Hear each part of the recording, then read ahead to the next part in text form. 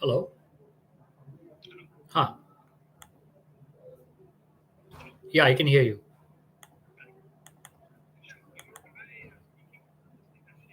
Yes, yes, I'll do that. I'm just starting. Okay, you can just be there on the Hi. call. So, the topic we're going to pick up today is called understanding companies. Now, when you hear this topic title, you might wonder what is there to understand in a company. Of course, all of us understand what a company is, but believe it or not, most of us actually don't really understand. If I take any company, right, it's very difficult for me to explain exactly what the company does, why it does it, and how it does it, right? And all of you are going to join some company as an employee, or you're going to start your own business. But one way or the other, you'll always need to have a very, बंद करूँ very mug. good understanding of any company Okay. you work for or Yeah. any company you ठीक want है. to Okay. study, for you to be able to know what is your place in that and how you can contribute best. And especially be a good contributor.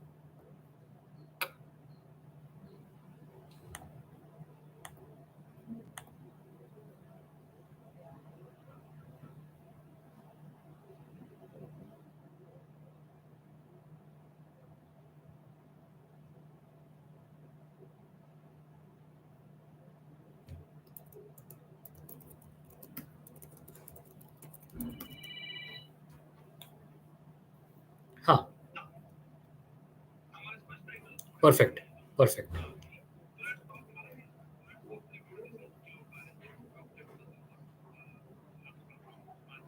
हाँ, top लेफ्टला दिसतात. 7 लोक दिसतात आहे मला. अ,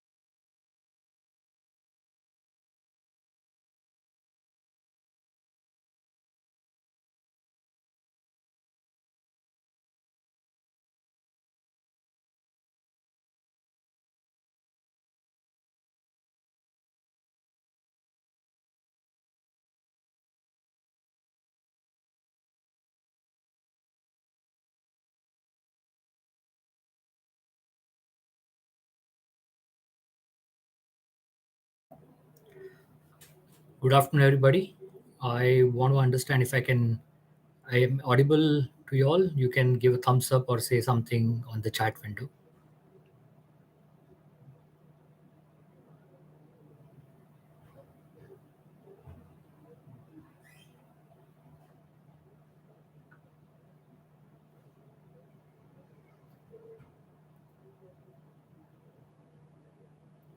Good. Thanks for the confirmation.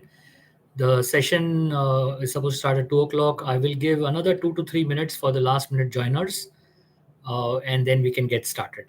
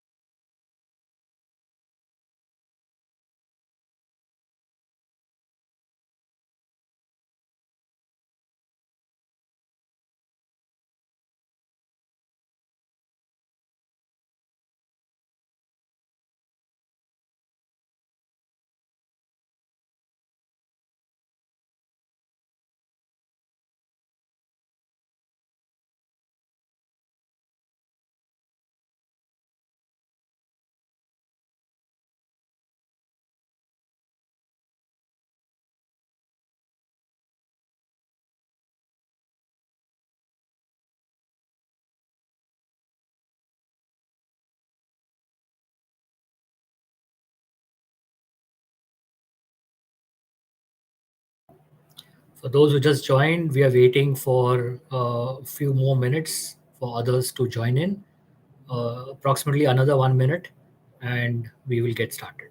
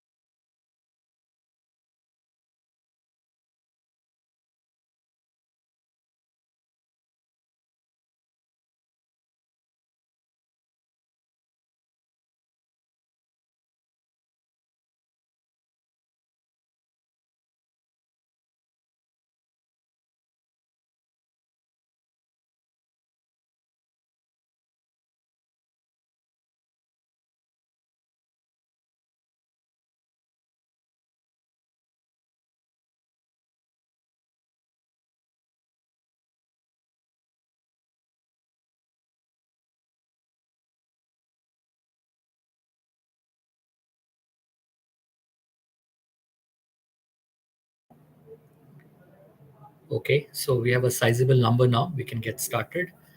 Good afternoon, everybody. My name is Shashank Parab. I would be the coordinator and the person to answer your questions during the session.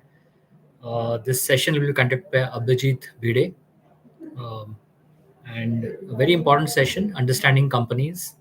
While we're in college, our understanding of the company is very limited, and that's primarily based on some keywords that we know of, whether it is an MNC company or a domestic company, or from size, that's a large company, a small and medium business, or a startup. So that's pretty much that we know of. And the other parameters that we know of is probably because the brand of the company is good, so we know the company to some extent. Or, for instance, some companies are hit in college because they offer a big salary package. So these are some of the parameters that we know in college. But this particular presentation will help you to understand the companies in a better way. Will make you curious, will make you ask questions, and then get to know the companies better. I believe this will be a very interesting stepping stone for you all to understand the companies better. So let's get started with the presentation. Hi. The topic we're going to pick up today is called understanding companies. Now, when you hear this topic title, you might wonder what is there to understand in a company. Of course, all of us understand what a company is, but believe it or not, most of us actually don't really understand. If I take any company, right, it's very difficult for me to explain exactly what the company does, why it does it, and how it does it, right? And all of you are going to join some company as an employee, or you're going to start your own business. But one way or the other, you'll always need to have a very, very good understanding of any company you work for or any company you want to study, for you to be able to know what is your place in that and how you can contribute best. And especially be a good contributor with respect to ideas and which the companies most value. Right now, having said that, when we just say understanding companies, there has to be some way I should know whether I truly do it, whether I can truly understand it or not. And today we are going to learn that methodology. And I can tell you that it's very simple but very, very powerful. So I would highly encourage all you guys to try this out. And as we go through this, this methodology will become very clear, and you'll also understand how easy it is to practice it. Now, with that said, rather than me trying to tell you or explain to you the importance of this, why don't we try to actually do it together? So, um, all of you might have or would have heard of companies like, let's say, Mahindra Auto, Mahindra and Mahindra, which makes cars, right? Or a Zomato, a Swiggy Zomato who do food delivery, and let's say HDFC Bank. And I have purposefully taken examples from different areas, right? So Mahindra Auto is a car manufacturer, Zomato is in food and food services, and SDFC Bank is obviously a bank, a financial institution, right? Now, the reason I took the three different examples is to tell you that the method we are going to learn today, right, is regardless of what company it is, right? It can be absolutely a very small company, very big company. It can be a company in doing anything, right?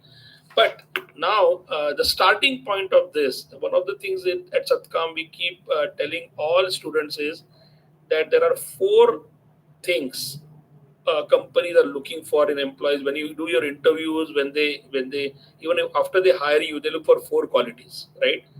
The starting quality, which is most important, is curiosity and inquisitiveness, which means your ability to be curious about things. So when I said understanding companies or what is Mahindra Auto, what comes to your mind, right? That is called curiosity. Because if you just say, okay, okay, tell me, then you're not curious. And every problem in the industry starts with curiosity, right? Unless you are curious, you'll not know the problem. If you don't know the problem, how can you solve it, right? The second quality we look for is critical thinking, where once you understand, once you're curious and you know enough, you know what you're supposed to actually get to. What can you, how do you get to the root of a problem or an opportunity by doing critical thinking? We are going to talk about that also today. And then once you know it, then yes, then there are various ways to solve a problem, which is a third quality, which is problem solving. And then, even if you do all of this, one of the things you'll realize in the world, in any industry, professionally, anywhere, articulation or your ability to explain what you understand, what you have done, how you have solved it is critical. Is one of the most important qualities, right? So these four qualities we are going to always talk about as we go through these topics, right? Now, with that said, let's get back to this slide, right? So when I talk about Mahindra Auto, Zomato, whatnot, what questions come to your mind, right? So if you give it a pause and think about it, right? One thing, most obvious things which will come to your mind. So if I say Mahindra Auto, right, you will say, okay, okay, what do they make? Isn't it? I mean, the most obvious starting question will be, what do they make? Zomato, what do they do? HDFC Bank, what does it do? It's like at that basic level, correct? But think a little more. Think about the kind of questions which come to your mind when I say this. Yeah. So I'll give you a couple of minutes, right? I mean, Basically, even when I'm looking at these, I mean, there are hundreds of questions which actually should come to my mind, because all these three companies, very interesting companies, they have been around for a very long time. We have heard their names. Most of us would have, at least, right? And then often wonder, okay, HDFC Bank, okay, what questions should I ask if I want to know HDFC Bank? What about Zomato, right? So it could be also who leads Zomato, right? Who is the CEO? Who is the owner of Zomato? How much money do they make, right? So I'll give you a couple of minutes. Think about it, right? And tell me, what questions do you come to your mind when you look at these names?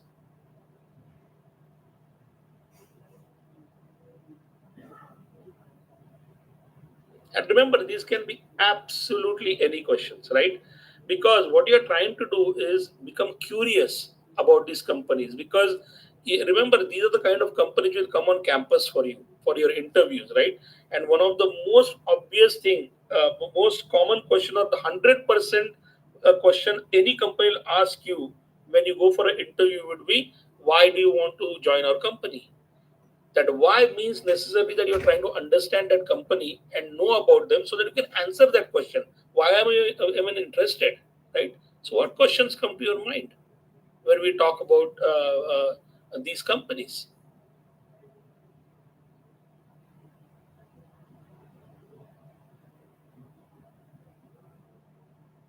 Okay, so maybe let me put out some questions which came to my mind, right? So as an example, let's go through some of these questions. So what do these companies make, right? See, because one of the most obvious thing we all relate to, right, as people, is what do they make, which means some product, right? So Mahindra, what do they make? They make cars. I've seen their cars, right?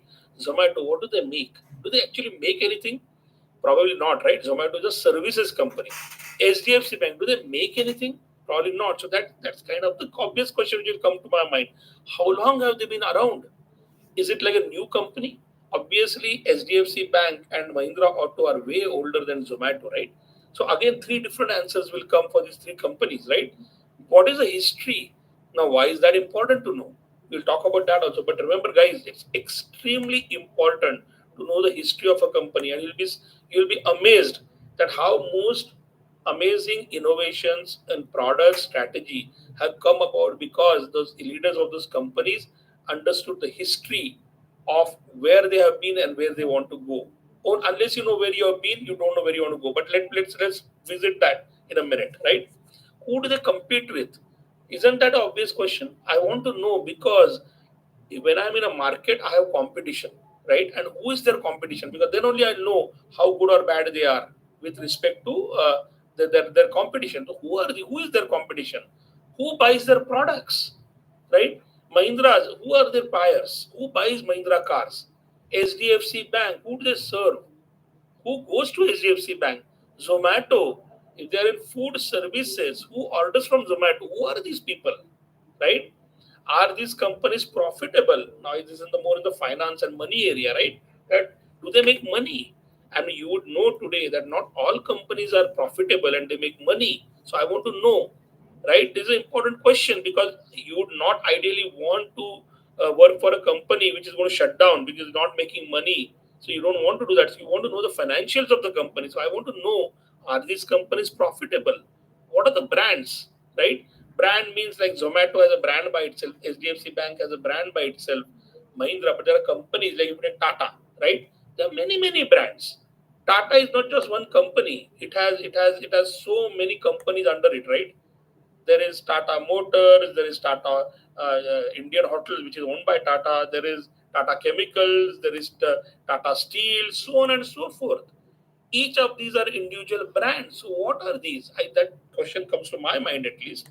Are they a market leader? I mean, are they just one of the many companies, or are they market leaders in the company? Who is leading the company? So what I'm trying to say is that starting point of understanding a company is to become curious about it. And how do you start? The starting point of curiosity is to start asking questions. Whatever comes to your mind. Now, of course, you're more and more you practice this, more and better questions will come to your mind. But all of us are born curious, so questions will come to our mind for sure, right? So what are these questions? Correct. Now, remember, if you look at these questions, right, They are like all over the place. Many questions in many areas. So if I want to now know that have I asked all the right questions, right? What have I forgotten? So we are trying to understand a company. So my question go from right from what does the company make to who is the CEO of the company, so on and so forth. But if I ask 10 questions, right, should I be asking 20 questions, 100 questions? What have I missed? How will I know that? Right? So one of very simple techniques to do that is in curiosity, right? We're going to learn about this in that topic. But just to let you know, guys, this is one of the simplest techniques, right? So we have to train our mind to ask these questions in a way by which I can know that have I asked all the right questions, have I got all the answers, right? And one simple way to do that is to group those questions, right? But why group them? What is the advantage of doing that? Why am I grouping them? See, because it's unless I group them, I don't know the coverage. Like, have I asked all the questions in all the areas? So, what typical technique you can use for this is basically create the groups in your head. So, in this example, right, the groups I'm creating is okay, products. Companies make products or services, right? Company people, company customers, company areas of work and competition, company history, company markets. Now it becomes very easy. What I'll do is, oh, in company products, have I asked all the questions, which will help me understand the products the company makes. About the people and leadership, have I asked all the right questions? The one question I asked is who is the CEO or the owner of the company? Do I want to know more about the people? Do I want to know how many people work for the company? Right? How many offices do they have? Right?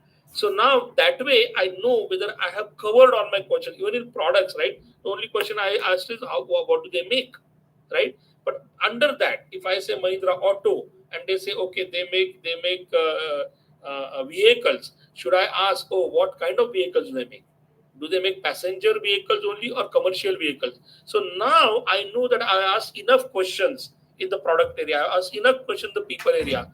I have asked enough questions in the customer area. If it's Zomato or if it is SDFC, in company customers, I might want to ask that what kind of customers are they? Are they old customers, by age? Are they younger customers?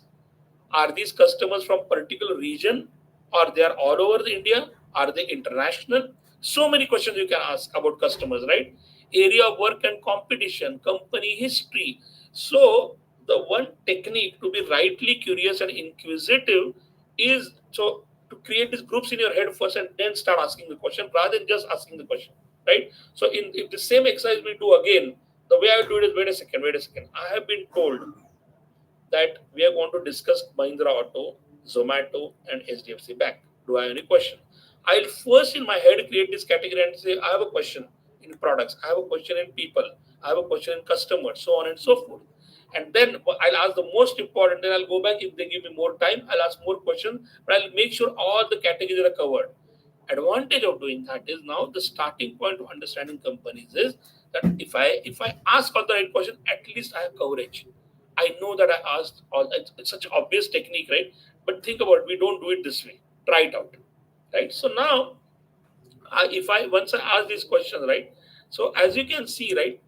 I mean, you can ask a question as a customer. You can ask a question as a potential employee who's going to join, right? So now imagine the power of this technique. If you're somebody who is going to join this company or you're interviewing with this company, right? That's some of the things which will help you now to know how you can, whether you can get a job there or if you get a job, how you can do well.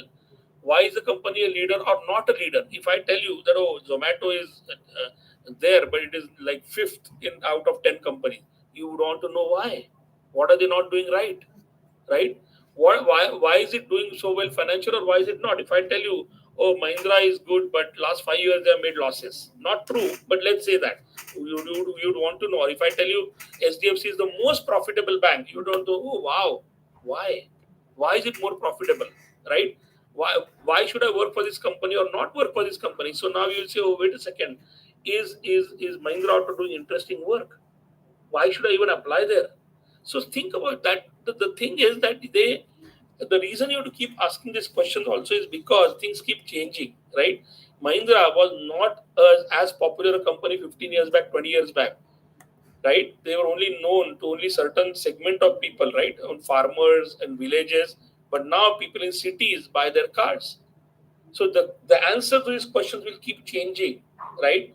So it's important that you ask these questions continually, right? Even when you join the company or when you want to know about a company, because the answers will keep changing, right? So the moral of the story is that, guys, that anytime you want to know about something, right? Use this technique. This is a curiosity technique of how you can make your curiosity more organized to know that, okay, have I asked all the right questions or not? Okay. Now, with that said, what is the way? Finally, end of the day, the topic is understanding companies. I have given you a brief initial brief on how to ask questions, how to group them, but you might be thinking, wait a second, I still don't know method, I still don't know technique, right? I want to know how to understand a company. Now, if you look at this, right, that we are asked questions in so many areas, but do we always, if I there are, I mean, I won't have time to get answers for so many questions for so many companies all the time. So, is there a what they call as a common denominator, which is like a common set of things I should always ask, which will help me understand the company to a good extent? I mean, I can't expect you guys to ask 100 questions about each company every time. That's unreasonable, right? But good news is there is. Actually, the good news is there are only four areas, like the categories I was talking about. Actually speaking, there are only four key categories, which is the starting point of the technique we are teaching you now. To understand the company, there are only four things, four areas or categories of areas which you need to understand any company. What can they be? Right? I mean, we are kind of asked questions in those areas. Yeah. So what can they be? What can be the four things? Right? Now, if you think about it, right?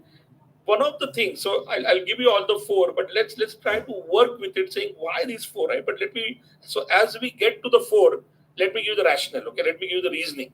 So one of the questions I asked about the company is that how long has it been around? Who is the competition? Where do they work? What area do they work in? So on and so forth. So if you take a Mahindra Auto, if you take a Zomato, if you take a HDFC Bank, all of them are completely different companies. They work in very different areas. Now, if I'm going to work for a company or I'm going to start a company in that area or I'm going to compete with them, right, or join them, regardless, I think one of the things you need to always know is that what area do they work in, right? Why are they even in this space? Because if you think about it, right, there have been areas which have become very hot, or there have been a lot of companies, and then the areas have also died down completely. And there are areas which are hot today, right? Where like social media was not even a domain or an area before, like 25 years back. When it came about, it becomes such a big one, right? So, one of the first things you need to understand about a company is that it's something called domain, right? Remember this, guys. One of the most important things, starting point of anything, is domain. Domain means the area of work of that company, right? It's not complicated, correct? But there is a way to understand domains, right? Because unless you understand the domain, understand the area, so in that area there will be multiple companies. So here we are not even talking about a specific company. So when I say Mahindra, what area, what domain do they work in? They work in the automobile domain, Mahindra Auto, right? So now in automobile domain there are many companies. But before I get to Mahindra, I need to understand what this domain is all about, because this domain has not remained the same over the years. So I need to understand the domain so I can know whether the domain has remained the same as had, or has it changed, and if it has changed, has Mahindra changed with it? We'll take some good examples of that. So the first thing is domain. Then I was asking the question: who buys Mahindra cars? Who orders from Zomato?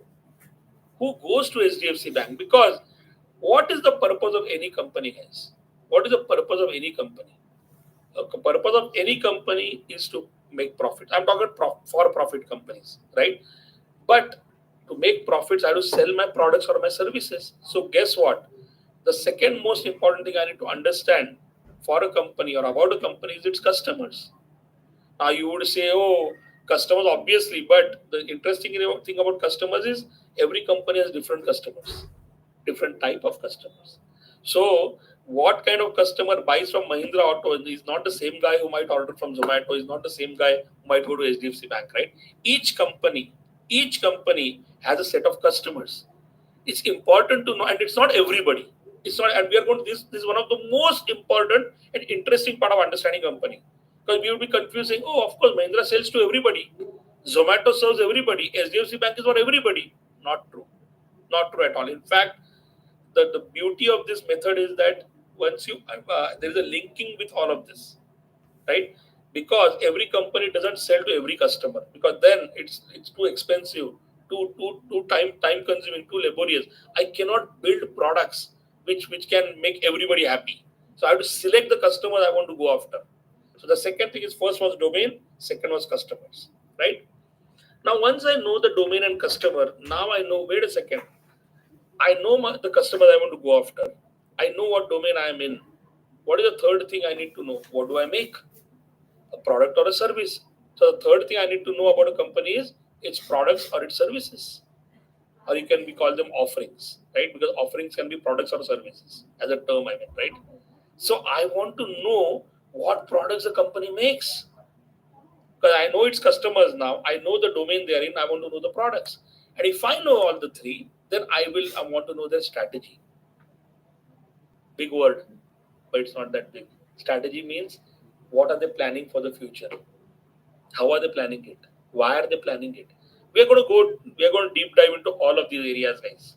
Right? But the starting point of this method is that you need to just know these four things. Right? If you know these four things, right, then you know a company. Isn't that simple? So now if you learn this technique, then you should be able to understand any company, right?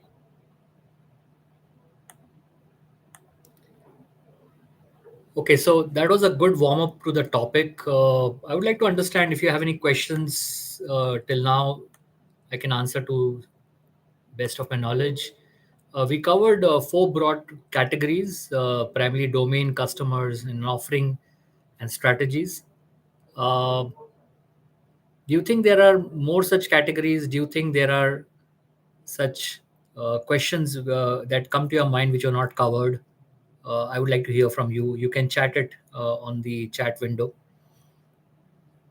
We've talked about companies which have products and services. Do you think there are companies which offer both? What is your thought process behind it? So you can give your answers on the chat. While the session was going on, I saw that there were two questions, and the questions were basically what is the need of the company and what does the company expect. I believe these are the two questions which come to your mind when the companies come to your campus. What we are doing today is trying to understand the company holistically, and with that respect we are trying to find out how to go about it. And that's where the questions that came up in the session, plus the four domain areas, if you have to categorize and ask questions in a particular area, then we have got these four categories of domain, customer, offerings, and strategy. So beyond this, I didn't see any questions. If you have any questions, you can still type in the chat window, or else we can proceed forward where you'll get to see in details what these four categories mean and what kind of questions or answers that you will get as the presentation goes forward. So let's start with the first obvious one. What is a domain? What does it even mean? Right? So domain basically means what area the company works in. Right? Companies could be working in one or more domain. I mean, is that true, by the way? Are there companies which work in one or more than one domain? We just some time back took an example of Tata, right? Right? Anybody from India in India would know Tata. Tata doesn't work in one domain. Tata makes cars. Tata runs hotels. Tata makes chemicals. Tata makes steel. They make salt. They make Also clothes, right? They're in retail, they sell groceries. I mean, Tata does so many things. So they're in many domains, right? Each domain is different. Each domain is different, right? So the question then, if that is true, then the question would be, why does the domain exist? How has the domain evolved? So there are questions you can ask. So rather than going through this, we can take some very interesting examples which all of you guys can easily relate to, right? And to state the obvious, what are domains? Like, there could be e-commerce domain, OTT domain, supply chain domain, finance domain, automobile domain. Domain means, very simply put, it is the area they work in. That's it. Very simply put. But then I said at the beginning that you need to understand the domain. You need to understand the history of a company, right? And the knowing the domain means knowing the history also. Why? Right? So let's run with an example which you guys will be familiar with, right? Let's take OTT. Anybody knows what OTT means? What is that word OTT? What does that even mean? Right? What is OTT, guys? So OTT means over the top, right? And all of you guys will know OTT, by the way. Even if you have not heard the term, all of you guys, I'm 100% sure, use OTT every day. So what is OTT? OTT means what you're watching every day. They may it be on Hotstar or Amazon Prime or Netflix or whatnot, right? Now, if you look at, if you, let's say you're joining, if you're going to join a Netflix or a join a Hotstar or a join a Amazon Prime or join a Z, right, so on and so forth, right? This domain, has it been the same? How long has OTT been around, guys? Right? I mean, has OTT always been there for hundreds of years? Right? And why is it even why is it even important to know what is the history of this? Is OTT a domain by itself in the first place? Right? So I returned their OTT domain, right? Actually, I returned it purposefully. Is that even a domain? Right? Probably not, right? What is OTT doing in the first place? OTT is just trying to give you provide you entertainment. So actually, if you think about it, the domain is entertainment. OTT is just the way you are consuming it today on your mobile phone or on your laptop or wherever, right? So how long? So this domain, right? Has it, is it in the last 20 years, 25 years, 10, 15 years? Like, because as an example, Netflix would have started like what? Late 90s. But how long has the entertainment domain been around? How long has it been around? Actually, hundreds of years, right? I mean, when was there a time in in humanity on Earth where there was no entertainment, right? So we don't have to go that far back. We don't have to know in the caveman era what did they do. You could say that for entertainment they drew on the walls, right? But we don't have to go that far, correct? So let's take an example, right? About 100 years back, we are sitting here in 2025, right? 100 years back, 100, what was the biggest form of entertainment, right? So I could say easily that that time maybe plays, street plays, or dramas were probably the best form of entertainment. People got out to see dramas because there was no technology which provided me entertainment that time. Then from there, entertainment grew, and then you got radio, then you got television, right? You got radio, you got television. Then what happened? Then what happened after television? After television, you notice as technology improved, right? So many things happened. Video cassettes came about, then DVDs came about, right? And then it went to streaming, what we see today, which is OTT. Now, the reason you need to understand a domain really, really well is because the companies who are doing really, really well 100 years back or 50 years back, whatever time span, are they the same companies who are doing well today? Just think about this domain. It's such a big domain, entertainment. So when I say entertainment today, what companies would come to your mind? right?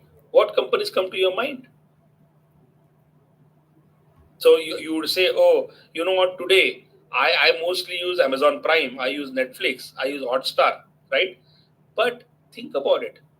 50, 20, 30, 40 years back, were these companies even around? So Netflix only started in the late 90s, like 97, I think, if I'm not wrong. So who provided the entertainment before that, right? So there are many companies who provided the entertainment, right? And we don't even know them anymore.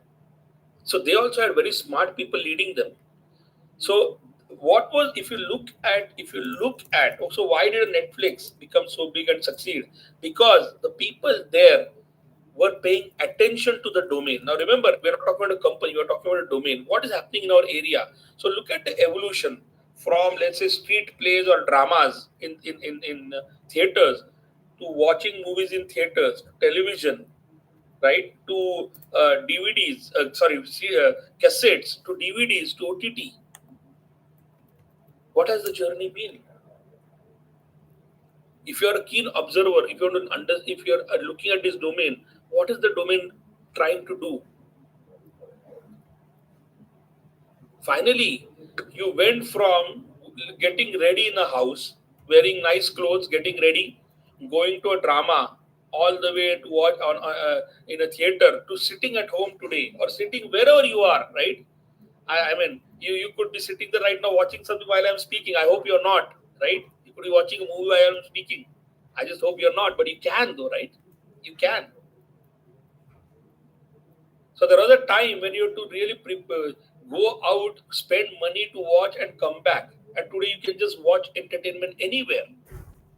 So if you look at the domain, right, the domain has been evolving to provide choice, to lower the cost, and provide you the flexibility to watch it anywhere, whenever you want, however you want, how much or long you want, right? So this domain was evolving based on what customers were looking for. They wanted to have a lot of choice in their hand, not go to a theater and that one movie is going to play, or on television I turn on a channel and there's only one movie I can watch or one series I can watch. They wanted a choice. They wanted to make the choice. They didn't want it to be as expensive. I want more choice but cheaper. And then they said, I'm not going to sit in one place to watch. I want to watch it anywhere I want, right? That's where the domain was headed. So Netflix, I mean, you won't, I don't know whether you guys will be aware, but Netflix initially started with actually uh, mailing. They used to mail cassettes and DVDs by post to people to watch. But why are they doing that? Because they realized that time the OTT technology was not there, but they realized people want flexibility, people want it cheap, people want choices. So you can order different type of movies on video cassettes or DVDs, and we'll mail you the DVDs. So one of the biggest companies, right, that time in the 90s, before Netflix was around, was a company called Blockbuster, right? One of the biggest companies. And you can say that they are not paying attention to the domain, how it was evolving, what are the things customers were looking for. Why take that example? I mean, look at all the most powerful entertainment providers in the 90s were big movie studios. We had a Z in India, or a Balaji, right? Sony was there in US, or your 20th Century Fox and Warner Brothers, so on and so forth, right? Today, they are not the most powerful companies in entertainment. It's Netflix, it's Amazon Prime, it is Hotstar, right? Why? Because these companies did not pay attention to the domain, changes in the domain, and they kept doing the same things. They kept doing the same things, right? So now Blockbuster is dead and Netflix is at the top. So when we say history of a domain, if you are working as an employee in a company, right, and if you don't pay attention or don't understand the domain, so imagine you are working for Netflix, right? And by the way, in this method, you will realize starting point of this method is understanding the domain, because of which you are going to understand in that domain who are the customers, who am I serving, and if I know the customers, what products am I building for them, and if I know all the three, then what strategy should I? How will I do really well in the future also? That I'll not die. All these things are linked. So it's domain, customers, products or services, which is offerings and strategy. Now imagine you're working for a Netflix or you're working for Amazon or other actually take this a worse example. You're working for a blockbuster or you're working for a Z and you don't pay attention to what is happening and you never bring up that question to your boss that hey, we are still making movies the old fashioned way. We are not investing in technology, we are not building an app, we are not going on the cloud, we are not building any service by which people can consume this. Why are we not doing that? But you will not even be able to ask that question because you're not paying attention to how the domain is evolving. Mobile phones are coming, let's say the cloud, things are internet is becoming cheaper, so all these things are affecting my domain, and thus my domain is changing. Entertainment, the concept of entertainment is changing. If I don't understand that, how will I even in my company ask the right questions so that I can make sure that the customers I'm targeting, I'm building the right products for them? That's how important it is. And this has happened, by the way, guys, to every domain. I mean, take the automobile domain. Even today, for that matter, what are the big things happening in that domain? What are some of the big things happening in that domain? Right? One of the things you will tell me is electric cars.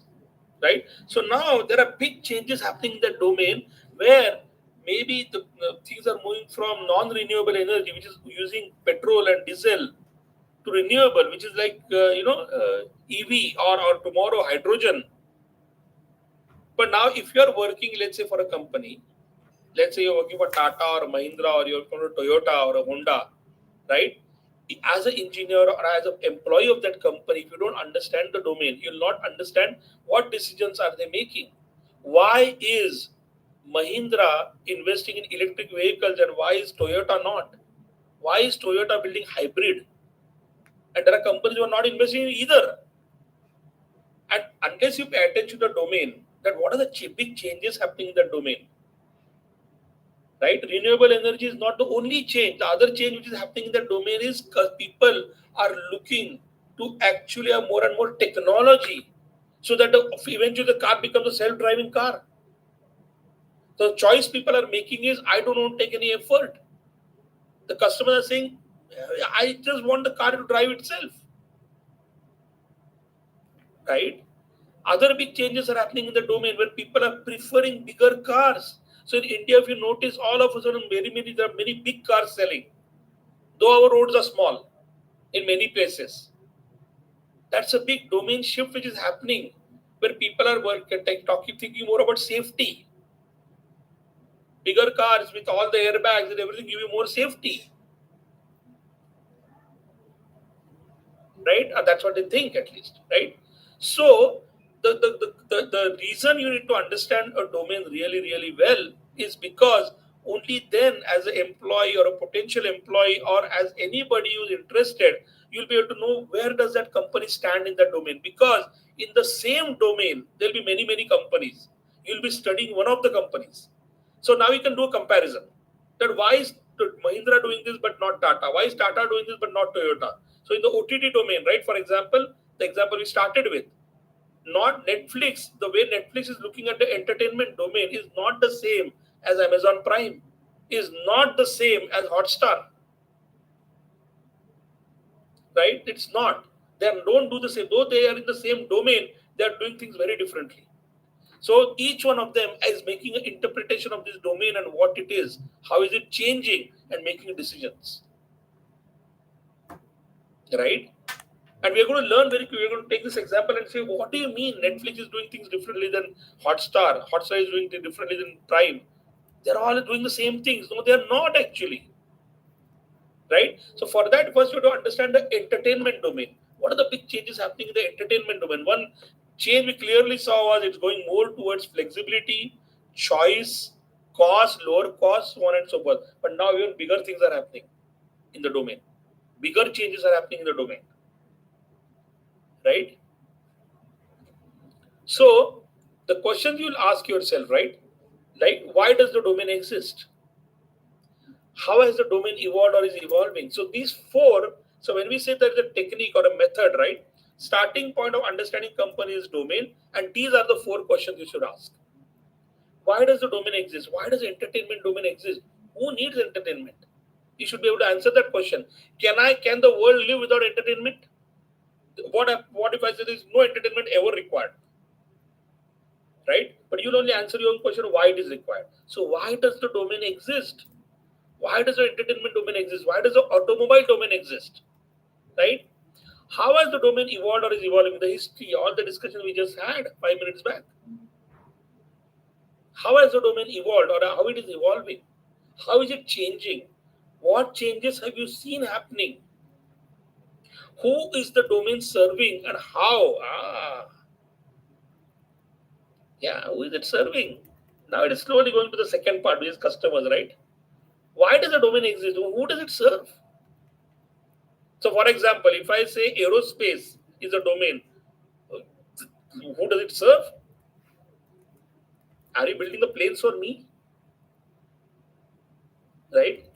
Automobile, why? Who does it serve? Who are they building this for? Right? Who are the companies in domain and what do they do? Right? Once I know the first three, I'll know who are these companies in this domain called automobile domain or OTT domain. So in our OTT example, you'll say, oh, sorry, my bad, entertainment domain. Who are the companies? So I'll say, oh, okay, there is Netflix, Amazon Prime, Hotstar, Z, Sony, but there is Warner Brothers. There are a lot of these studios, so on and so forth. I'll say all these names. So they all exist in the entertainment domain, but they all do things differently. Why? If the domain is the same, why are they not doing the same thing? And we're going to, it's very interesting. And you are going to, when you join a company, you will join a company where you will understand the work you're doing, that has a reason. Why are you doing certain work and not doing certain work? Right? So this is how you understand the domain. So the first step in understanding companies is to understand the domain. Okay? Right? So what is OTT? So like that example, right?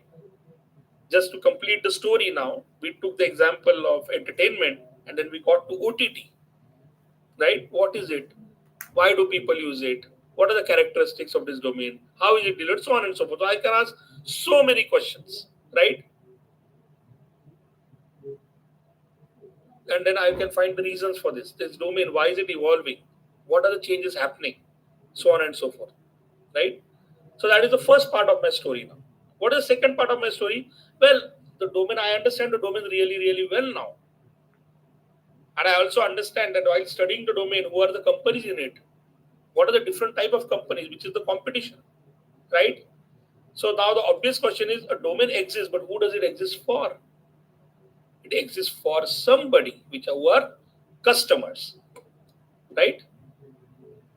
So if you would be sometimes hearing these terms, I don't know whether how many of you guys have heard it. There's the terms like customer base, right? There is a term called TAM, by the way, guys.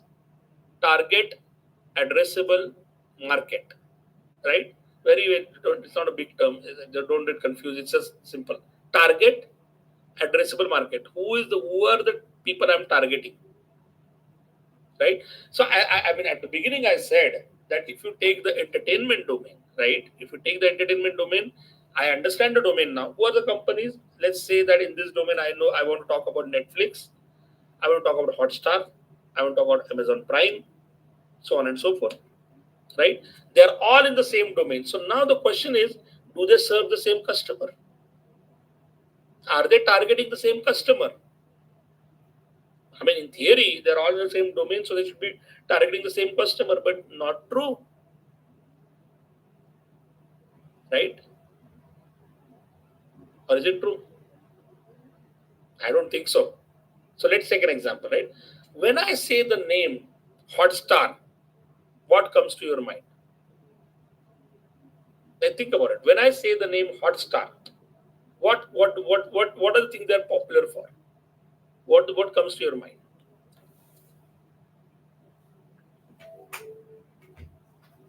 So I think most of you would say and immediately say IPL, right? Or cricket. So which means Hotstar actually if you think about it, became very, very popular because it was actually in streaming sports, live sports, right? It was in streaming live sports. But does Netflix do live sports? No, right? I've not seen Netflix ever do live sports. Does Amazon? They do both. Sometimes they do live sports, but very little, right? So now, in this example, what kind of customer is a Hotstar targeting? Are these the same kind of customers Netflix is targeting? Oh, probably not, right? The live sports entertainment, which means that typically targeting teenagers, younger people, maybe from the age of 10, 12, right, all the way to over 30, 40. Does that mean old people don't watch sports? No, they do. But their biggest target is young people who are interested in sports. And why is that important to know? Because what product you're going to build is directly dependent on who you're trying to build it for. The product, if you try to build a product for old people versus young people, it's completely different. And that's what you'll be doing when you join companies, right? What is Netflix known for? Clearly not sports entertainment. Netflix is known for serious entertainment.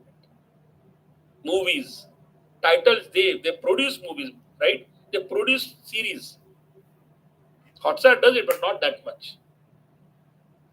So they are targeting people. I think Netflix also expensive, right?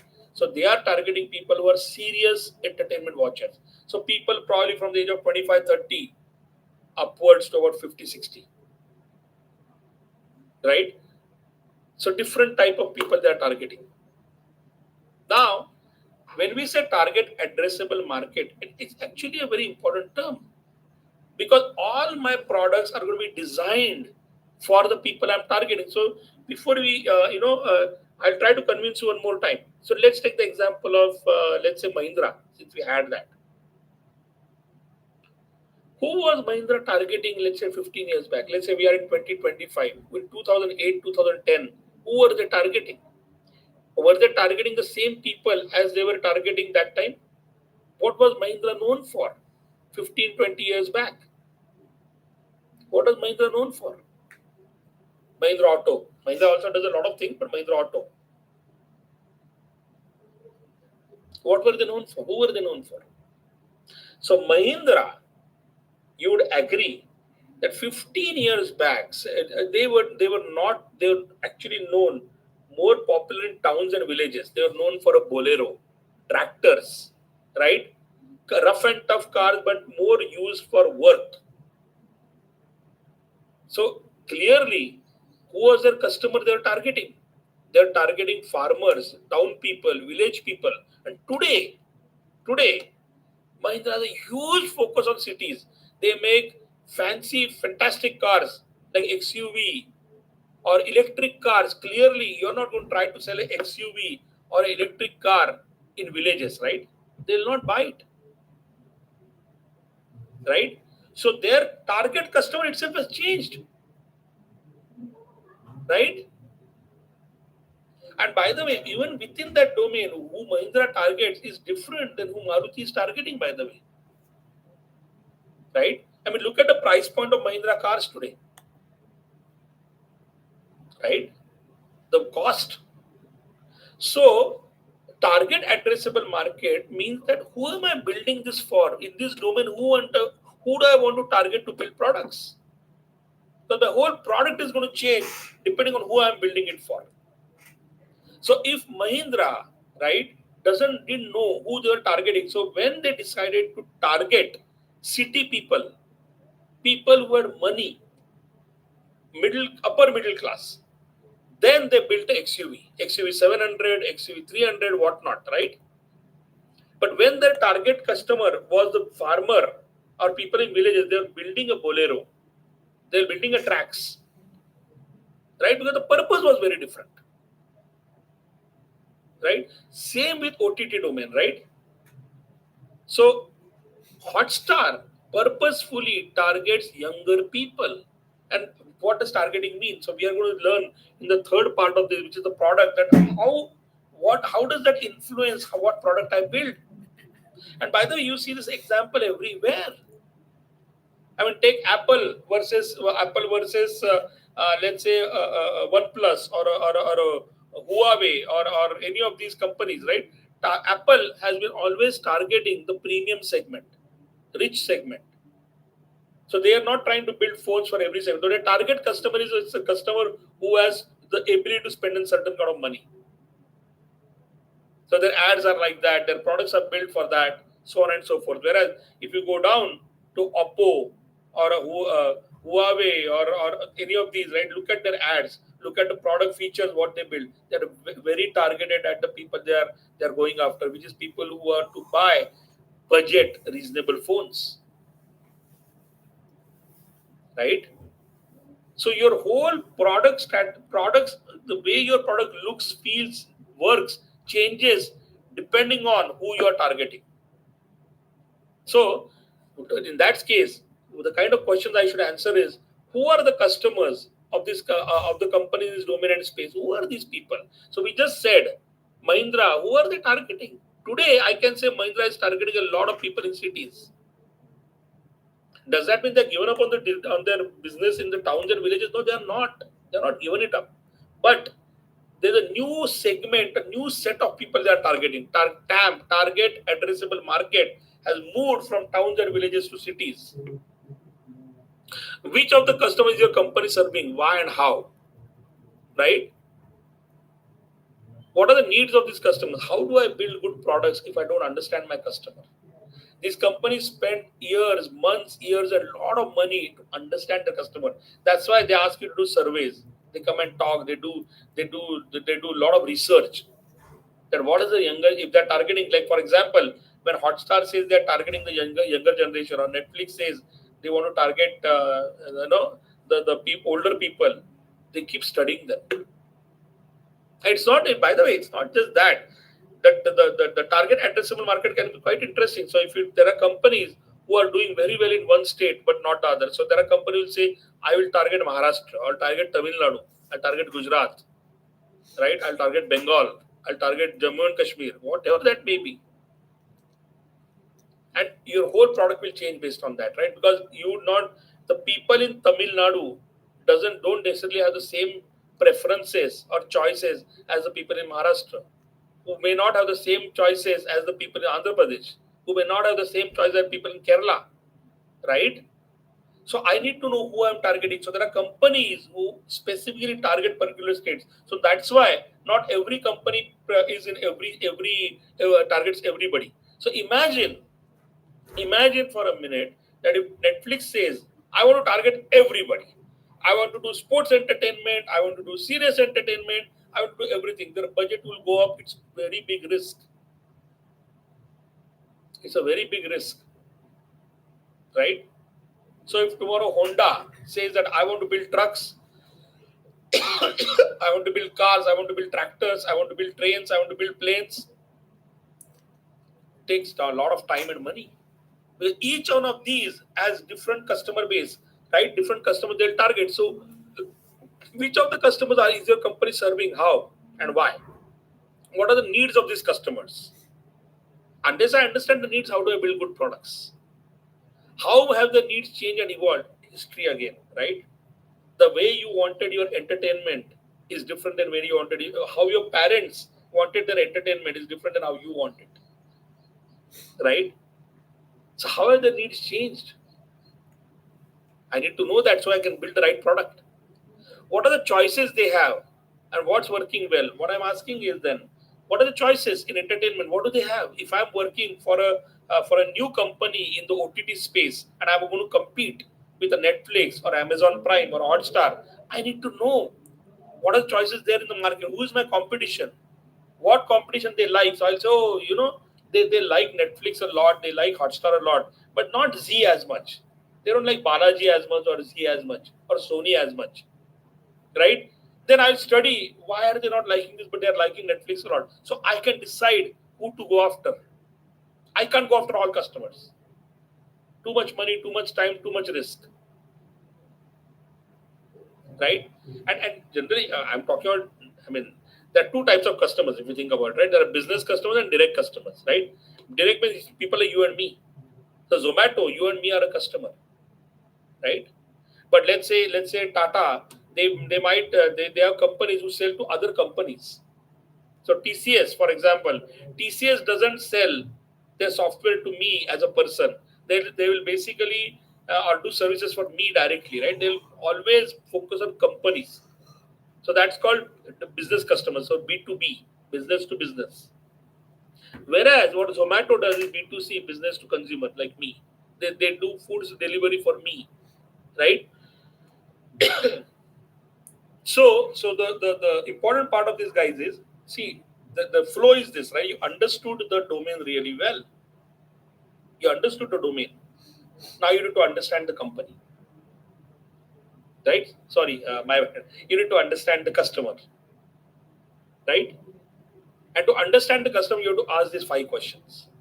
Like in domain, in the method I told you, you have to ask these 4 questions, and it will give you a lot about the domain. So similarly for customers, ask these 5 questions to understand who are these customers this company is targeting.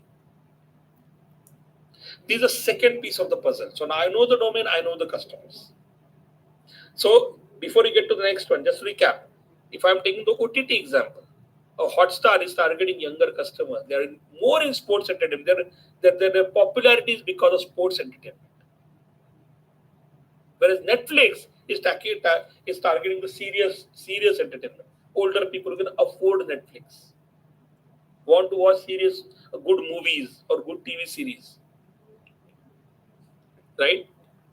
And Amazon Prime actually is trying to do both, a little of both, but they have a very different reason for that, right? So now, if I know the domain, if I know the customer, so this is how we have covered this, right? I mean, basically to know my customer, right? I need to know, right, about my customer. What do they like? What do they not like, right? So in this target addressable market choices for a customer, I can target customer by region, by language, by age. These are, by the way, in industry terms, they are called segments. Just remember that word. They're called segments. So we talked about by age. We give example of that. By region, I could only target people in Tamil Nadu or Gujarat or Rajasthan or Madhya Pradesh, right? Maharashtra, Goa, or I could target them by gender also. So I can be in OTT space and I could be making entertainment which is very woman centric. So I'm targeting women. I could do that, right? And I could then brand and market my company saying I make the best entertainment which appeals to women, right? Buying power, right? Netflix clearly is not affordable for everybody. So Netflix is targeting the serious goers who can afford their entertainment, right? By theme, I mean, I could have OTT saying that a platform saying that I basically am the specialist in horror movies and horror related entertainment. I could do that. Anybody wants to watch good horror related entertainment, come to me, come to my app. I could do that. That's a completely different way to look at my customer, right? So every company, when you start studying a company and you look at what customers they sell, right, you're going to figure out these segments, that who are they targeting and why are they targeting, right? Now clearly, if I know the domain and if I know the customers I want to target, I have to build good products for them or service, provide a good service to them. So the third part of this puzzle, what we call is offerings or products or services. So offerings means either product or a service, right? Now I had told you at the beginning, all this is linked. A domain is linked to the customer, is linked to the products, linked to the strategy. How? Why am I saying that? Why am I saying all this is linked? Right? Why am I saying that? Think about it. Let's run with the same example. Okay, let's take the both examples we have been talking about, right? One in the OTT or entertainment domain, thus the customers we are targeting, right? So we'll talk about that first, then we can take an example from auto, right? So let's take the same example of OTT, right? So we already said that Netflix is known for serious entertainment, and Hotstar is known for sports entertainment. But they are targeting, Hotstar clearly targeted the young people, teenagers, and youngish people. How does that influence the product? So let me ask you a question: what is Hotstar known for?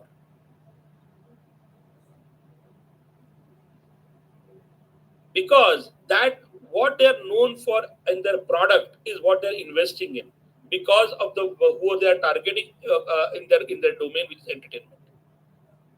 So what is Hotstar known for versus what is Netflix known for? Both you guys would have seen the Netflix app and the Hotstar app, right? What are they known for? Think about it for a minute. If I say Hotstar app, where you can watch movies or entertainment, sports entertainment on Hotstar versus entertainment on Netflix, what is it known for?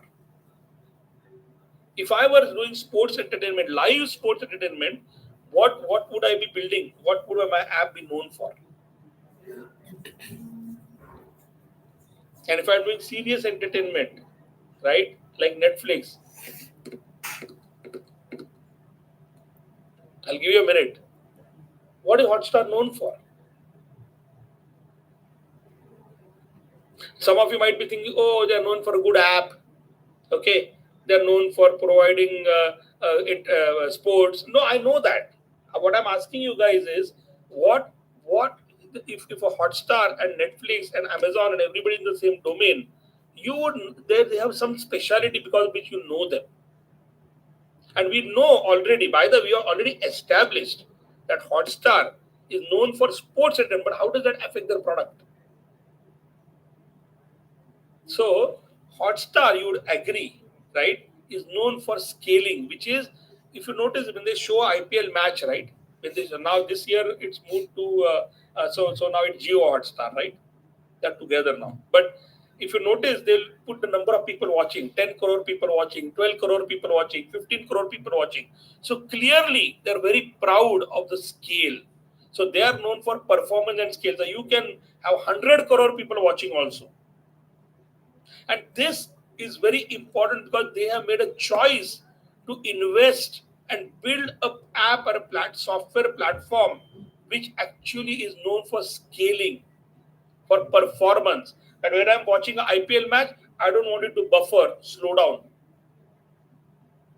So now, why is this important? Because if you are now an engineer or somebody who wants to join Hotstar, what areas would they be asking you questions in the interview? They'll be asking you questions around how good you are with solving scale related problems, performance problems, right? That's what their focus would be, right? Versus a Netflix. What is Netflix known for? What is Netflix known for? Just think about it. What is Netflix known for?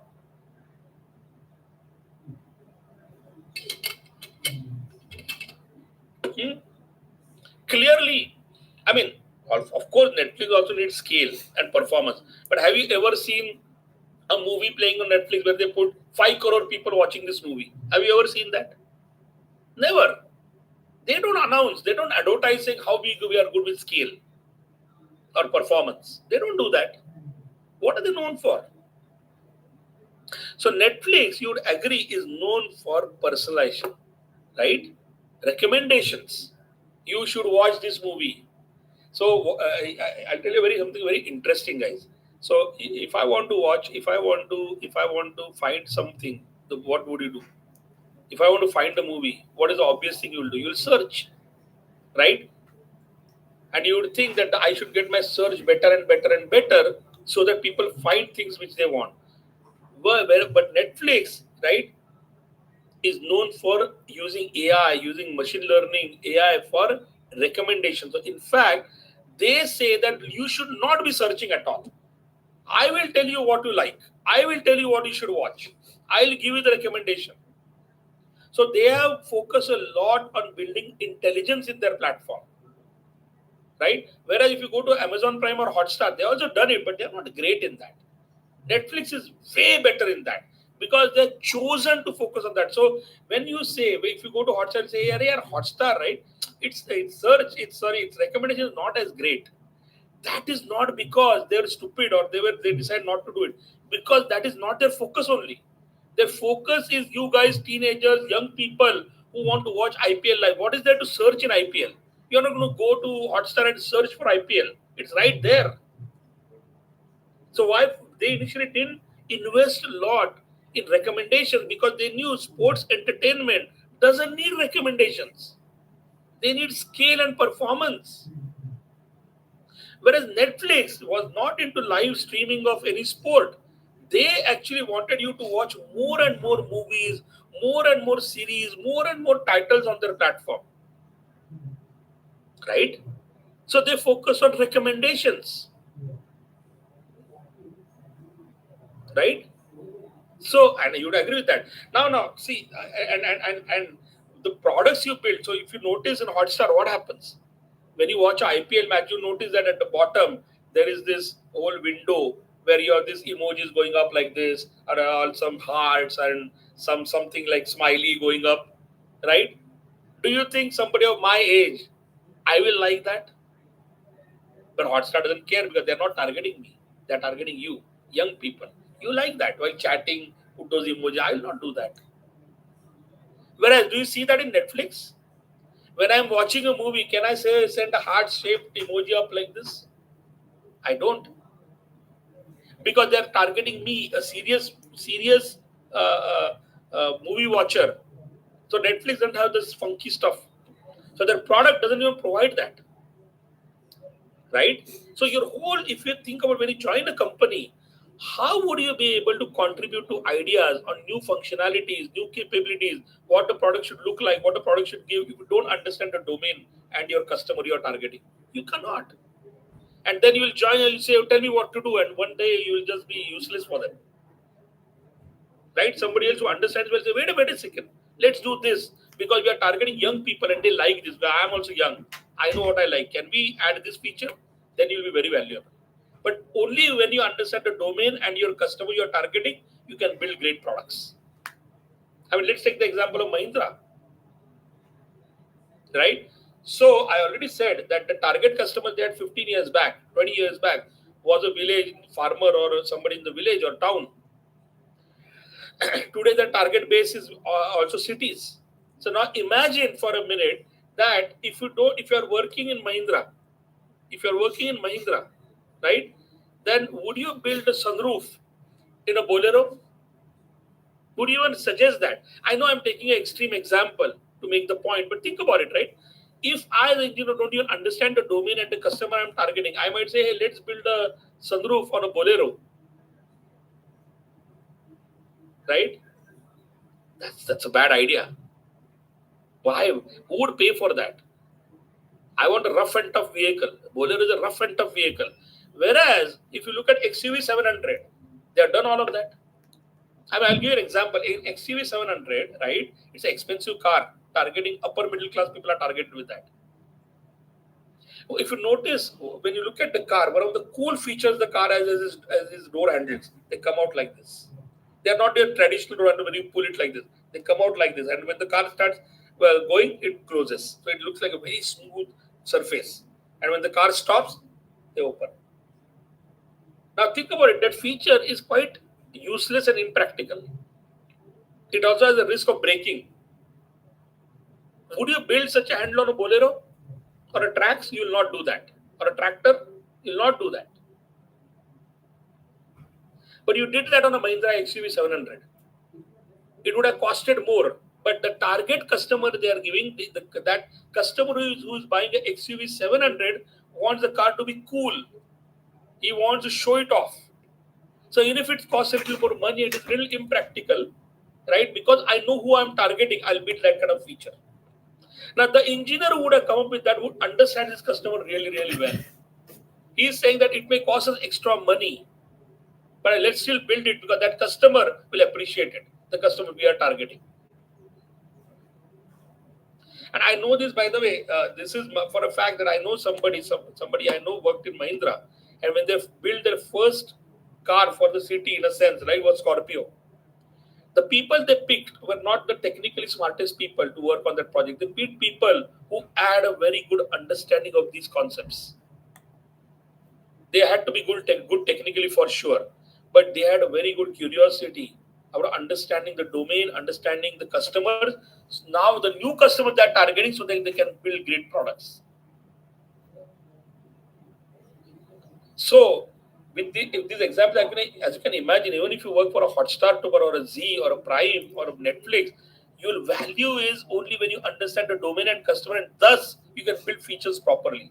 If you go in a Netflix and say, "Hey, let's invest on next 1 year on making this a highly scalable platform which can serve crores of people at the same time," they're going to say, "Why? Why are you suggesting this? Crore people watching the same movie will never happen. Crore people watching the same movie at the same time is not going to happen. Why invest in that, right? Or if it happens, very rare. Why would you have? Why would you invest? Why, rather, if I understand, then I'll suggest more and more things to make the experience of the customer more personalized, better recommendation. Whereas if you go to Hotstar, if you contribute an idea which will help them go from 50 crore to 200 crores to 150 crores, you'll be more appreciated. Because that's what the company is known for, scaling. Of course, they will do other things, but I hope you get the point.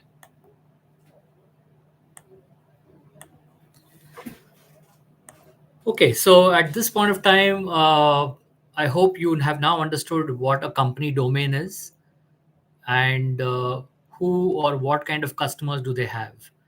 Do you have any questions related to this part of the presentation that was covered? You guys can chat, put your question on the chat window, and I'll try to answer that. Can you think of any example where you have been part of a TAM? Your generation, if you think of, you can definitely be targeted by certain companies where you become the target addressable market. Any business, for that matter, it could be local, global, that you're getting targeted. Any company that has targeted you as a customer, maybe not you, but your parents. You can put that in your chat window. I can if you have a question, you can put in chat window. You see, as students, you would definitely be targeted by educational institutes. There are specialized training courses. If you're doing your graduation, yeah, perfect. I think that's a great example. Credit card companies, car dealers, yes, maybe not to you all, but maybe to your parents. Insurance companies, yes, you do definitely get. I get a lot of calls from Bajaj Insurance, for sure. Byju's, yes, LIC, yeah. So they are just forming. So they are looking for their target audience, and that could be with respect to, as it was covered in the presentation, it could be based on region, age, bracket, gender. You see, there are certain motorbikes which are targeted only for adventure lovers. There are certain types of scooters which have very fancy colors which are targeting to a particular gender. So you see, these are the ways people are targeting, and you could be part of that target market segment as well. So what are the domains that you've seen companies working in? Have you seen companies? How would these companies be looking at their customers? They work in many domains. First of all, let me ask you a question. One company was taken up, that's Tata, which was working in multiple domains. Do you know any other company that works in multiple domains? Just think aloud and see if you've come across any company which has worked in multiple domains that basically makes different products or gives different types of services. Yeah, Tata was covered. ITC is right. Any idea what all ITC provides? Reliance is a good answer. HUL, yes, it's again a huge brand. Samsung is also right answer. Google, Oracle. Okay, we are going to MNC companies now. Yes. Do you realize how they work with these customers now that they have multiple products or services? Any idea how they might be dealing with their customers? Any idea there? No, the biggest advantage these companies have is they can do a cross sell. There's a keyword called as cross selling, which means if you have customers in for a particular product of yours, you can cross sell some other product to them. And the recent example, classic example of this is by Tata. If you've heard about Tata's new card, NEU, they're basically trying to say that, okay, if you buy from this particular Tata brand, you get points, and that points you can use it for some other product segment that you buy from Tata. So that's a typical example of how people do cross selling.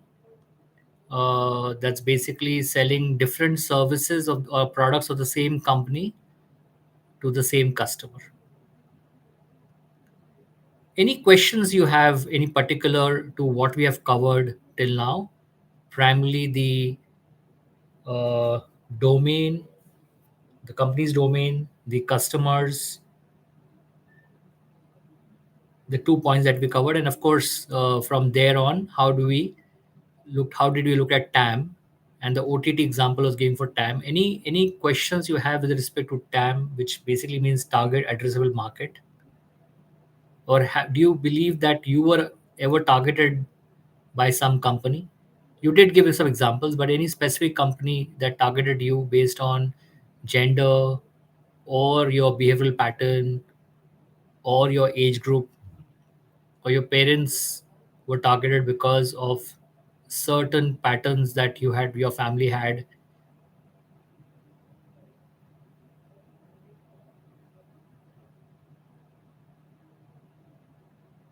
Okay. uh, what we can do is we can move forward. You can always have your questions later in the presentation also. We'll move forward now,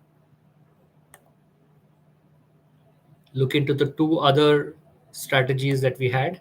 So the third piece of the puzzle is products, right? And just like in the technique I told you, in domain, ask these 4 questions. For customers, ask these 5 questions. These are the questions you should ask to understand the products. What products and services do my company offer and why? Why this? So if you are in a Mahindra, and ask the question, why is Mahindra making XUV 700? Why is it making an electric vehicle? What problems do they solve? What is the problem they are trying to solve when I build a tractor or a car or anything? What are the capabilities they offer in the products? How are the capabilities consumed by the customer? What are they using? What are they not using? So if I build a XUV 700 and I give a sunroof and I give this 100 thing, I want to know what the customer is using. If they're not using something, then there is a reason. Either they don't like it or they don't need it. Then at least I can save money by removing it, or I can improve it if they're not liking it, right? So I need these answers. How are the offerings performing? How have they been doing? When you first came out with the XUV 700, it sold a lot, but is it selling today? Netflix, when they first came to India, they were doing well, but are they doing equally well today? Why not, or why are they? What part of my products are being liked by the customer, not being liked by the customer,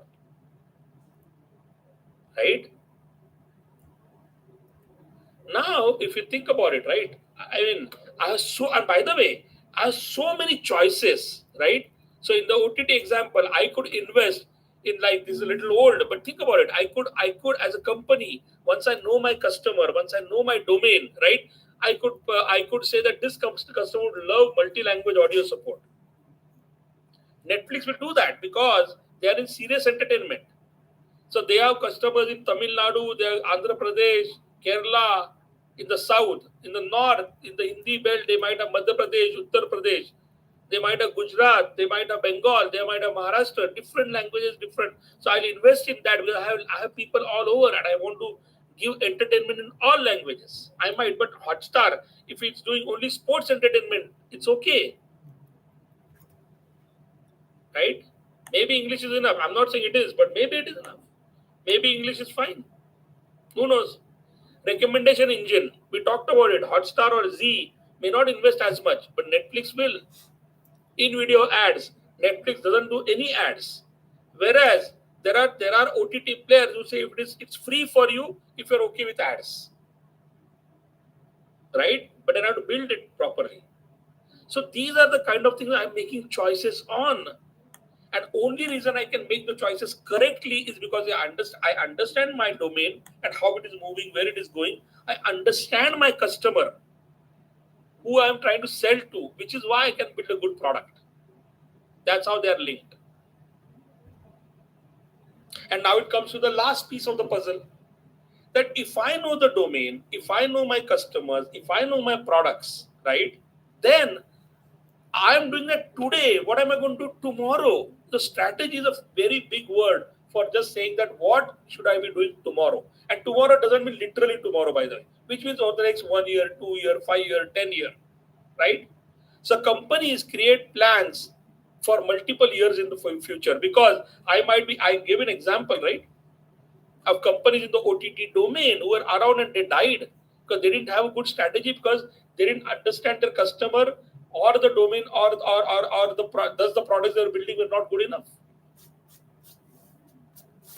I mean, another example I can tell you of a strategy, right, which is why it is important to know all these three things to create a good strategy. I mean, how many of you guys have heard the name Nokia? I'm sure most of you have heard the name Nokia, at least if you have not been using Nokia. So when I started using mobile phones, beginning 2000 till beginning 2000, 2004, 2003, that time, Nokia, believe it or not, guys, had close to 60% market share in India. It was the best company in mobile phones. Today, it is not even around almost. BlackBerry and Nokia were the two biggest companies. What happened? Right? What was the big shift happening in that domain? And thus their customers, and thus they should have changed their product. So one of the big things happening in that domain, right? Big thing was they used to focus a lot on hardware. Right? Nokia was known for very durable, very good hardware, the phones. And they had software. Obviously, they had its operating system called Symbian. But they didn't do as much with it. But one of the big shift happening in the domain was software was becoming more powerful than the hardware. And hardware was becoming commoditized. China was building hardware fast, cheap. So you could not differentiate yourself on good hardware. But China was just could you could if you could just put up a plant in China and they could make anything you want. So I had to differentiate myself by software. Nokia did realize this big shift, right? So the customers they're targeting, the customers are saying, yeah, good, but I want choices. And when all of us, Apple and Android came about, they provided an operating system which was 1,000 times more powerful and easy to use. And Nokia, a company which was a leader for years, right, went down, right? Same thing can happen in any domain to any company. If they don't understand the shift in the domain and thus the choices of their customers, they cannot build good products and thus their strategy will fail. Right? So today, as an example, let's take both examples. What do you think Netflix is investing in as a strategy? What do you think Hotstar is now? Hotstar has been bought by Geo, so it's Geo Hotstar. What do you think Geo Hotstar is thinking about doing? Right? What is the? I gave you an example in the auto domain, right? So now, Mahindra is investing heavily in electric cars. They just released two electric cars, very good actually. Whereas, as a strategy, Toyota, who competes with Mahindra, by the way, is building hybrid petrol plus electric. So one has decided to go with the strategy of hybrid because they believe their customers will not be comfortable driving the car for long distance purely electric, but they will worry about charge point. Whereas Mahindra is betting that the charging points network will increase and my range will increase and I'm going to bet fully on EV cars.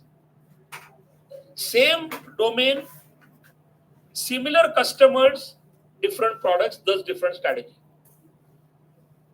And this is you're going to see this everywhere. What Apple is thinking about. So think about now today. What is Apple focusing on as a strategy? Because they are premium customers. Slowly, the premium customers are saying that what am I advantage I'm getting? Apple is not getting any new features. which are very different than what Samsung is doing, or what a LG is doing, or what a OnePlus is doing. So what is Apple's strategy? Who are the for the customers they are targeting, which is the premium customers? So what is strategy? So strategy always takes into account the domain, its present and evolution. We just talked about that, right? I'm paying attention to domain. So if the domain starts shifting from petrol and diesel cars to electric or to hybrid, and to, let's say tomorrow it starts going towards hydrogen cars, or it is moving from driven cars to self-driven cars. There are big shifts in the domain. So I need to understand that, so I can decide. All of a sudden, Mahindra can't say next year we'll release a self-driving car. A lot of software required, a lot of hardware changes required. But if that is the route they're going as a strategy, they'll start investing today. So in 5 years from now, they might have a good self-driving car. The strategies take a long time. So I need to know the domain and what is the domain today, and I have to project out where the domain is going so that I can build the products for the future, not just for today. I can build products for the future. So if you know with this AI thing coming now, right? Everybody is using AI. So every company is saying that as a strategy, how should I use AI the best? So which means if you go backwards, they want to know my current products, right? If I to morph them to use AI, I need to know in my domain. Let's say I'm in the auto domain. The auto domain will use AI very differently than the entertainment domain, which is OTT and all that. Will be very different than agriculture domain. Will be very very different than retail domain. How AI is used.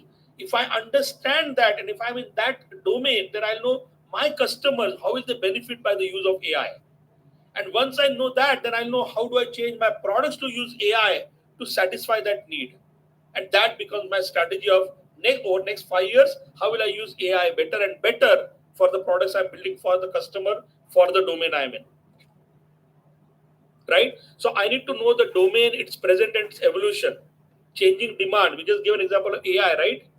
The market, the customer, the needs today and future, the current offerings gaps. Because when Mahindra is releasing a car or Netflix is having an app, they continuously try to ask you, give 3 stars, 1 star to 5 star. Do you like this? Do you like? They keep taking surveys, right? So they know the gaps, what people are liking, not liking, and they're using that to create a strategy.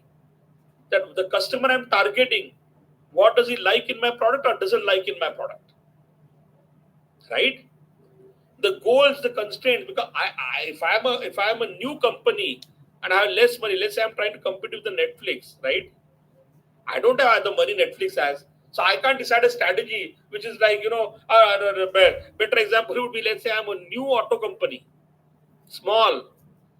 I cannot say, oh, Mahindra is planning to release a self-driving car in 3 years. I will do it also in 2 years. I don't have the money. Those are called constraints. So I have to create a strategy to beat my competition based on the products I have today, the customer I'm targeting, and the change in the domain. I can't do everything the domain is changing in, but there are certain things I will do because of change in that domain, but not all. I don't think I can invest in an electric car and a hybrid car. I can invest on one. So let me pick one of them. Both is too expensive for me, which is why Mahindra is not trying to do both. It is not saying I will do a hybrid and hydrogen and electric. I'll give priority to electric, maybe little investment in the others. That's how a strategy gets created, guys. Because I have a good understanding of my domain and the changes happening there. I have a very good understanding of my customer who I'm targeting, and I have a very good understanding of the products I have today. And based on the changing in the domain and the need of the customer, then I can create a strategy. How do I change my product for the future? How do I launch new products? That is called strategy. So in this OTT example, there are so many things I could invest in, right? I could target basically more content. I could create more and more movies, which requires a lot of money. Or I could target gaming. That I want gamification. Netflix will say, "Oh, my strategy. I think I want to now target younger users, 12 years to 25, 30 years. So why don't I put gamification or gaming in my app?" They could do that if that's a strategy. If they believe that's the right thing to do. But for that, they have to know if their customer today even cares about gaming. Today's customer probably doesn't, so that's why they're not doing it. But if they decide to target a different type of customer, they may These are choices they have to make. Sports in via OTT, OTT for health and fitness. Is there such a market? I don't know. But a company will have to decide that, guys. Right? I could invest in augmented reality, right? Book is doing. I could say that as a Hotstar or as a Z or as a Prime, I want to invest in AR VR, right? But these are strategies which are expensive. So how do I know that I have the right strategy? I should be able to justify based on explaining how I understand my domain, which is the entertainment domain. How much is my understanding of that? I can show, I can talk to you about a shift happening. Thus, because that shift in the domain and the changes, new technologies coming in, new things coming in, how is my customer going to respond to that? I understand that really well because I know who I'm targeting as my customer. And thus, then I can explain I have a product today, but for tomorrow's needs of my customer, here is how you should change it. And that's how you justify a strategy. We always, are very interested in strategy, right? Oh, tell me the strategy of Tata, tell me the strategy of Facebook, tell me the strategy of Google, tell me the strategy of Apple, right? Of Zomato. But no, you're starting at the bottom, start at top, understand the domain, understand their customers, understand their products today, what is doing well, what is not doing well. Then you can ask the strategy questions. And what kind of questions you'll ask? We already gave you these kind of questions, right? Right, in everything, like for domain, four things you should ask. Of course, everything starts with curiosity, right? Remember that, don't forget that. But in domain now, ask these four questions. In customers, for understanding their customers, ask these five questions. For understanding the products, ask these few questions. And for strategy, ask these, and then you will have a complete understanding of that company.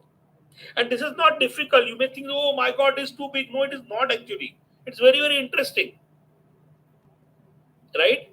Before you go for an interview, use this technique. You'll know the company so well that your interview will be impressed. Oh, he has come really studied. He has a passion to join my company.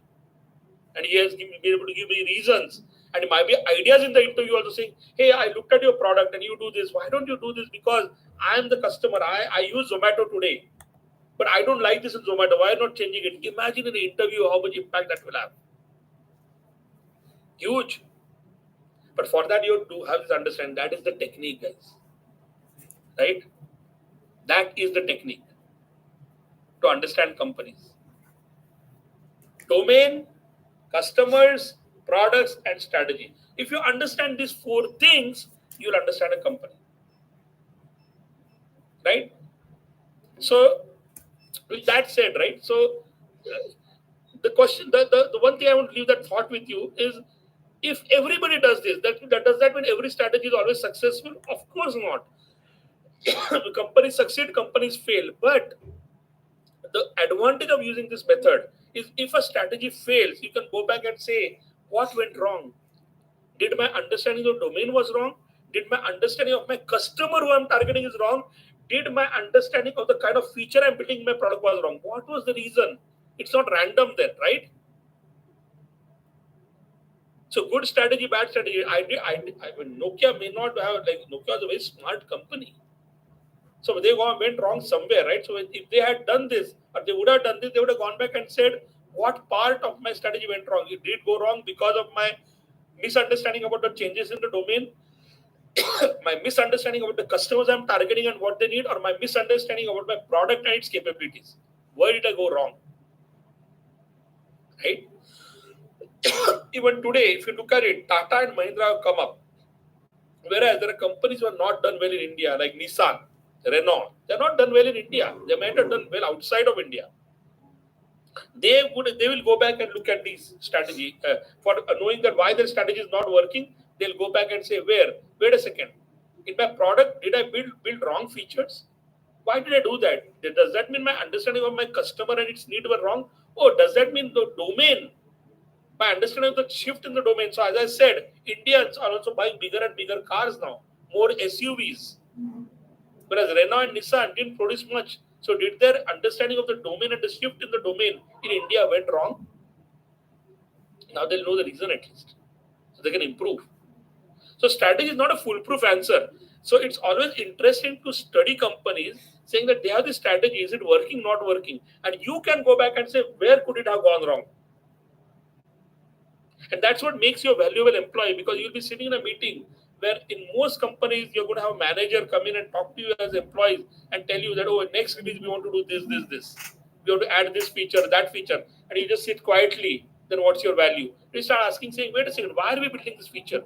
Because my customer, who I'm looking at the data, all of you guys will be looking at data, do a lot of analysis, use data science. I'm looking at this data and I know my customer doesn't even like that feature. Why are we investing more and more in that feature? How will you ask this question if you don't understand your customer, nor you understand the domain, nor you understand your product? But if you do, then you'll stand out. You'll ask the right question and you'll say, wow, this is the guy I should bet on.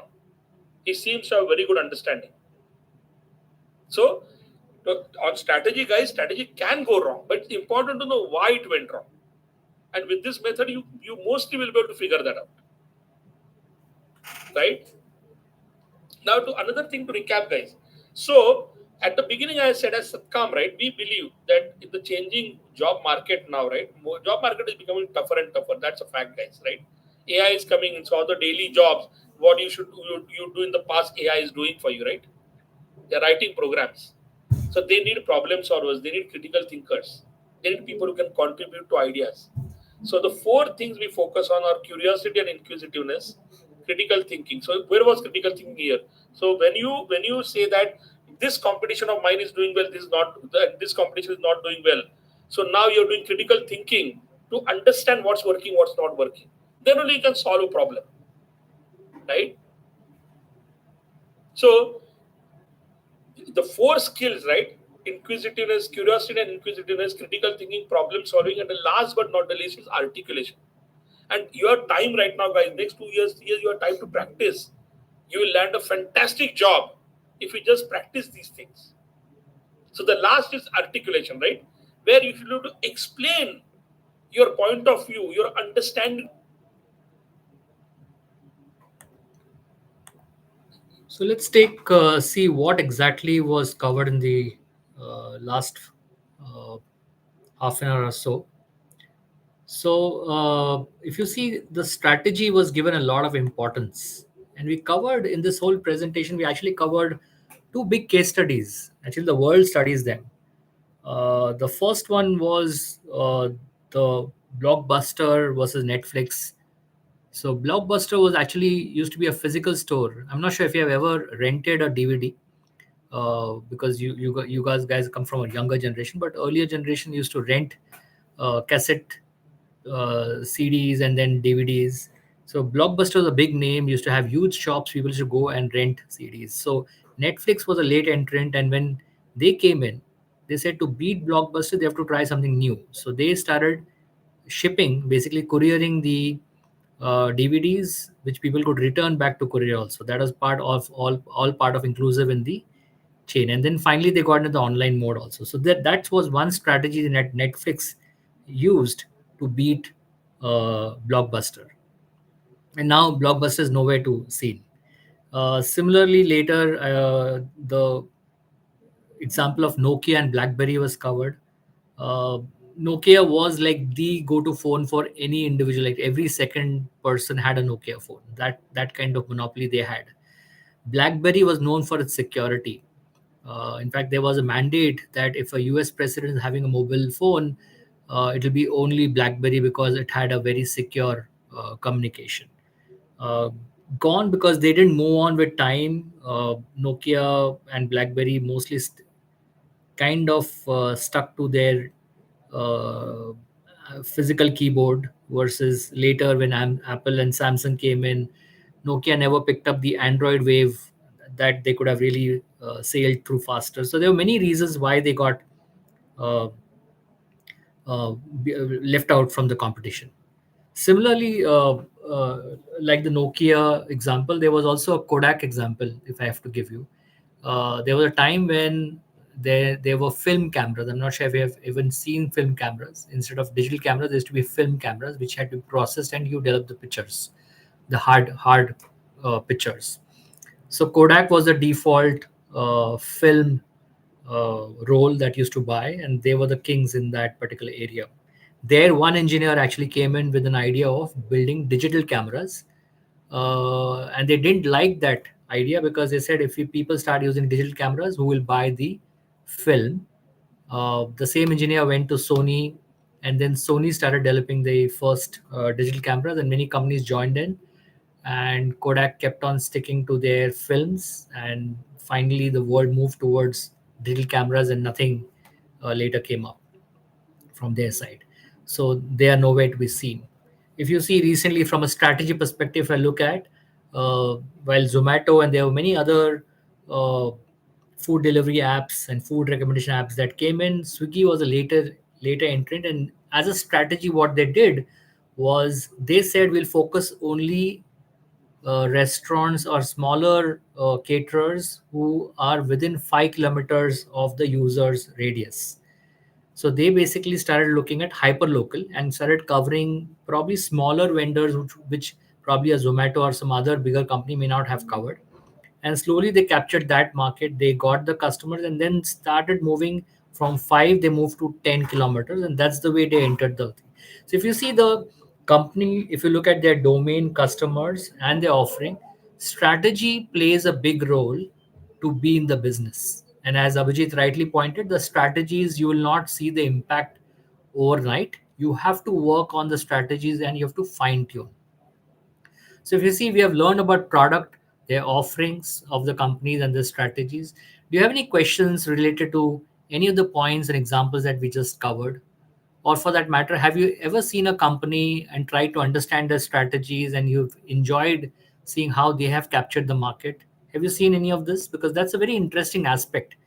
What you generally see is the company's domain, you may see their customers, you may even see their product, but strategy, I think, is a very interesting phenomena that you have to start reading as to how did the company go about it. Could be a small feature that you added in your product, it could be a market segment that you targeted that others were not targeting, and suddenly you flipped to it and you started using people started using it. Have you ever come across any such strategies from the company which worked and you were quite impressed? You can type it in the chat window.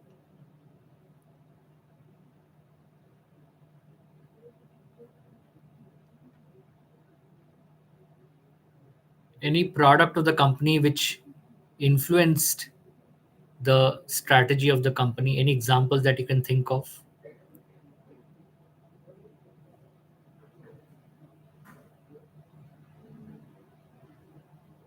Okay. Since there are no questions, I can move forward. Before that, a lot of people asked in the chat window, what about the attendance?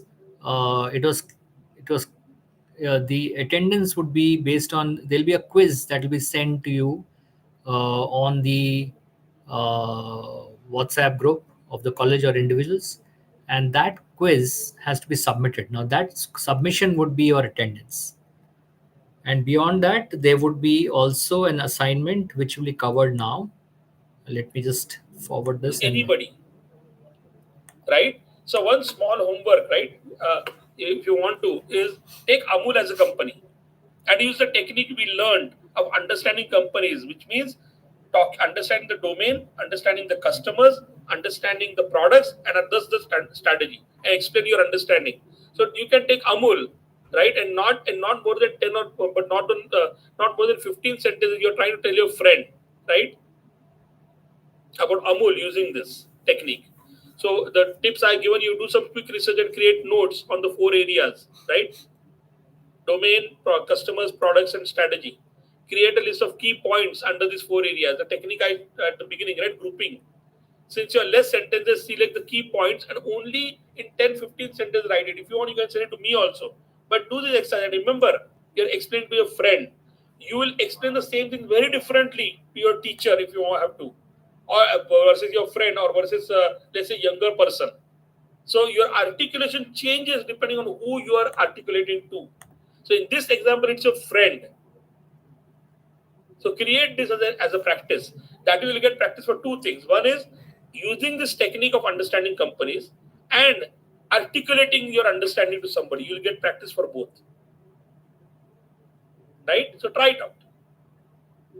Okay, and uh, after this session, right? Like in every topic we are going to give you. There's a small MCQ exam, right? Please do that too. Yeah, it's very it's don't take more than 20-30 minutes, but do that. It will help you practice. It will help you understand. And again, guys, I'm not kidding. I'm not joking. You are entering a very different job market when you graduate. Day-to-day jobs are going to be taken by AI. So you need to be better than that. You need to do something which AI cannot do well yet. And one thing is, I can tell you that if you become a critical thinker, a problem solver, a curious person, you're unbeatable. So use those techniques. Do this one also. Yeah. So hope you have. I'll just keep this slide at the end. There are some very good books to understand companies, how they work. Lean Startup, Good to Great, 0 to 1. Very good books actually to read. If any of you are interested, they are books written by founders, by people who have done great startups, right? So just if you want to read. So just to recap, we established why it is important to understand companies. But to understand companies, I can ask many, many questions. So we learned a technique to ask questions and group them, but I can't every time ask 100 questions. So we established that only four things you need to understand a company: its domain, its target customers, its products, which are we are not offering, but it can be a product or a service, and its strategy. And then in each one of these, we said to understand domain, ask these four questions. To understand customers, ask these five questions. So we gave you a technique. So follow that technique. And if you do that, you'll have a good understanding of the company. Okay? And then we talked about small and these some references. So hope you enjoyed the session. Hope something you think something so simple, but unless we have a repetitive technique, right, we'll not be able to do this. So this is a repetitive technique. So you can practice this with any company out there, and it will work. I promise you. Okay? All right. Thanks.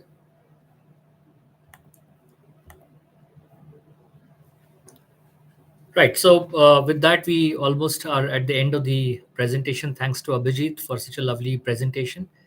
Uh, we also had one example about strategies was Royal Enfield, which is a classic example where in India people mostly are focusing on lower CC and more average kind of like people the bikes that will give you more average in terms of uh, per liter of petrol and how many kilometers it goes. So that kind of average people looking, and then Royal Enfield came up with a strategy that India is ready for more powerful bikes, and then they did go about it, and pretty successful company because of the strategy. And later on, Bajaj joined this particular powerful bikes with Pulsar and then other such bikes from their side as well. Uh, Somebody said influence touch screen phone. Yes, as we already answered there. It was a shifting domain from hardware point of view. Apple was the pioneer. They got the glass phone. It worked pretty well, and others caught up. Uh, any such other questions? So, for others, just to reiterate, the quiz would be the part of attendance. So you have to submit your quiz. That's compulsory, and then followed by that the Amul assignment. Try to solve it and try to send it out as well. So that would be good. Uh, Beyond that, anybody else who has questions? We have few minutes left for 4 o'clock, around 7 minutes or so. I'm there to answer any of your questions that you have, uh, and then or any comments or answer questions you have, I can answer that. Others, if you wish to, you can drop off. I'm there to answer some of these questions. You can put your questions in your chat window. Yes, Intel is again a classic example which they didn't really strategize how things are changing. Intel was primarily into designing chips for laptops, desktops. They had their own time, then they were number one. In fact, there's an interesting story that Intel was approached by Apple to design chips for their phones, which Intel said that their assembly line is so busy that they cannot really focus on mobile phones. Uh, so that was the end, and there were other chip companies that came in, and now they are kind of dominating. And Intel is kind of caught up between this whole mobile devices chips which are now in demand versus the desktops and laptops. So yeah, that's a good example, Siddharth Prabhu. Good example. Any other example or questions that you have that you would like to share?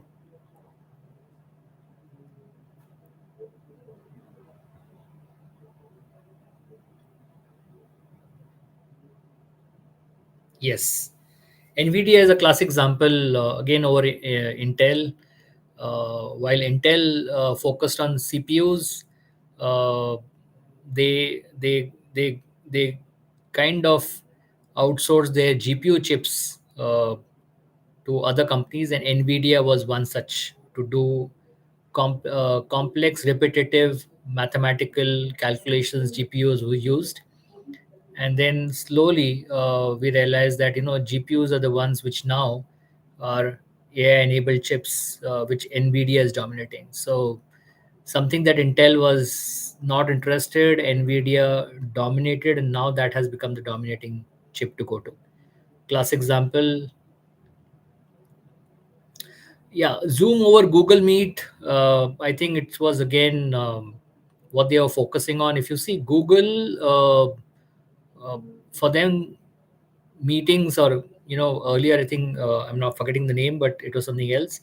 It was just one part of their feature set. Zoom came in and only focused on video conferencing, and they did it pretty well. uh, I think that was the difference. And then people realized that, especially during the lockdown, people realized that video conferencing will turn out to be the thing to go for. So Zoom definitely dominated and focused on, razor sharp focused on video conferencing, versus Google had their own suite of products in which Meet was one part of it. Okay, Harshvardhan, when a company plans ahead of for a few years, so they leave blank spaces for unforeseen events or inventions that might change the future of their domain. Yes, that's a good question. While it's very easy to introspect a company for something happened in the past, like for example, Kodak versus the Sony digital phones, it's very easy to talk about them. As Abhijit also talked about, that it takes multiple years uh, for products to come in and the strategies to work. So companies always have to be lookout on what's happening, and that's one way to look at is competitor study. Like for example, in the car industry, the competition study is people looking, should we stick to the current petrol engine or diesel engine engines, or should we move to electric, or should we be moving toward hydrogen, or should we doing hybrid? If you see, Maruti is one company which has not really bet big on electric. They have looked into only electric, sorry, petrol and diesel. But there's Mahindra and Tata betting big on electric. So these are strategies that are picking up.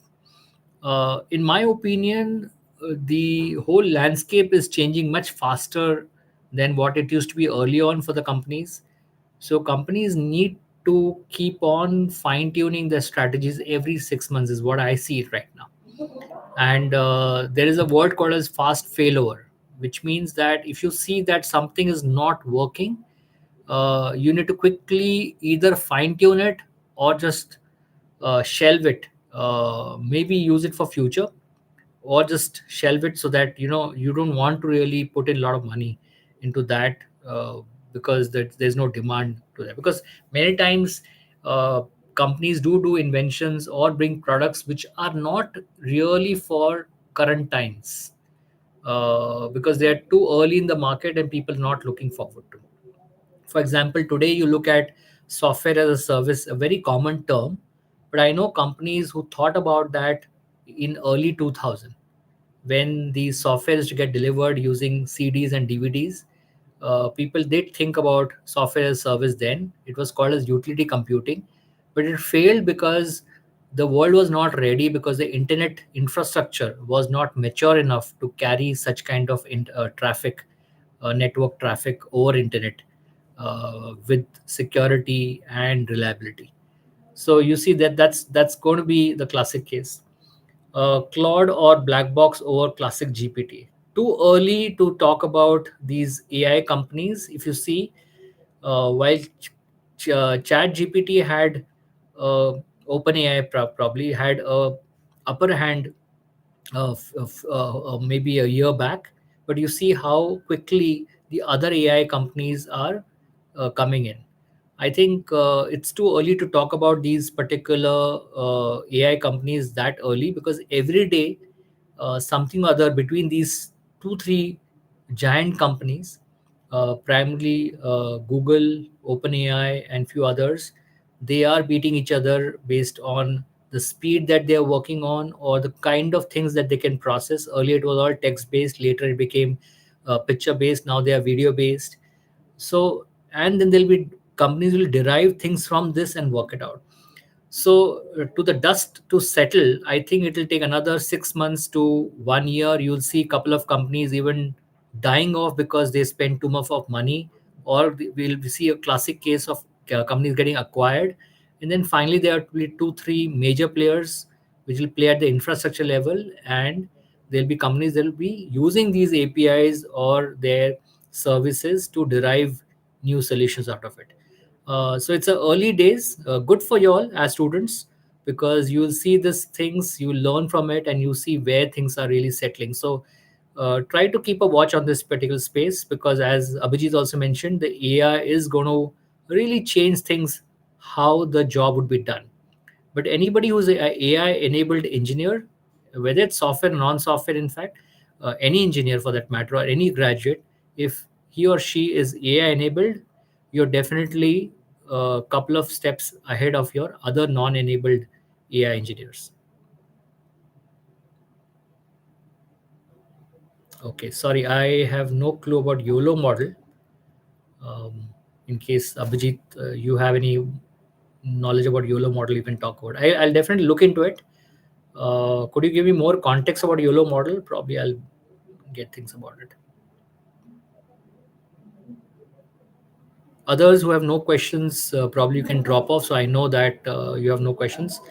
People who have questions can stay and ask any other questions. Okay. Yeah. So as I said, any training model, it'll all depend on the success it'll carry on from here on, because anything people are bringing, see what's happening is, any AI model, to build it for the first time, it's great, good, but the competition is catching up. I know a lot of players who are there in video, presentation model, text model.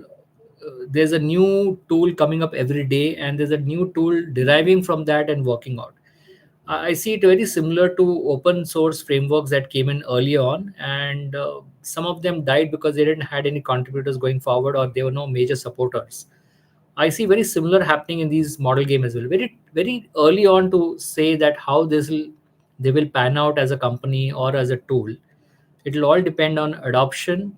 One big thing about AI, which is coming up again and again, is how many of them, how many of their customers are paid customers.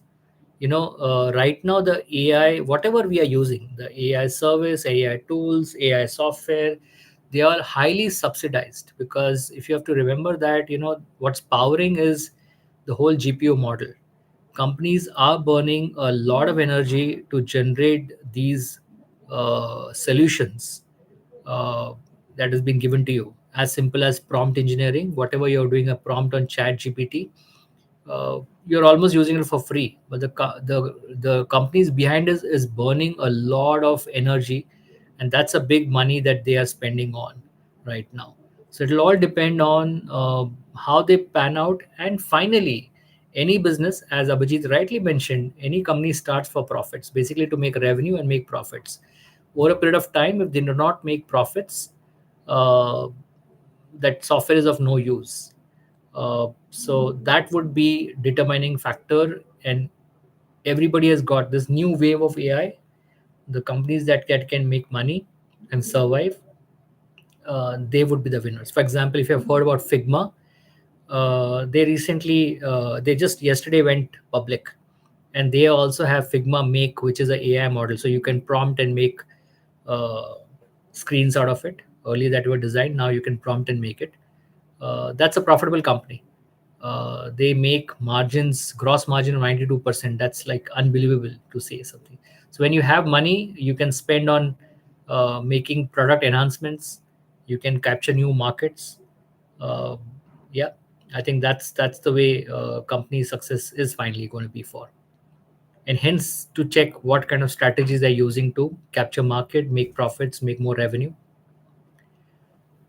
Okay, we have more 60 people on the line. Either they are curious to ask questions or they are waiting to check what others are asking questions and I'm answering.